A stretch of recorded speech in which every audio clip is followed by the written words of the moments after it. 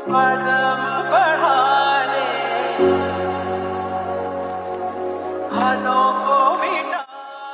হয়েছে ভাই গাড়িতে? ভাই গাড়িতে একটু সমস্যা হয়ে গেল। ভাই গাড়ি তো নষ্ট হয়ে গেল গা, কিছু মনে করেন না ভাই, আপনার গন্তব্য পর্যন্ত নিয়ে যেতে পারলাম না।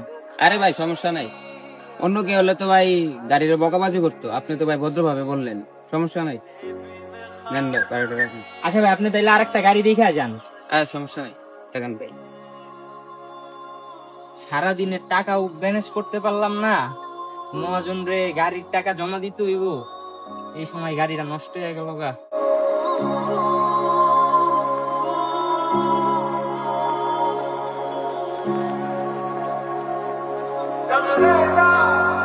ওই সিজান, ওই সিজান বন্ধু,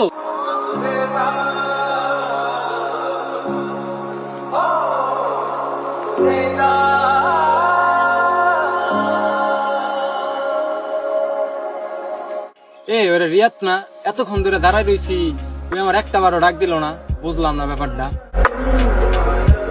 এই বেটা কি রে, তোর এতক্ষণ ধরে ডাকতাছি, তুই একবারও কথার উত্তর দিলি না।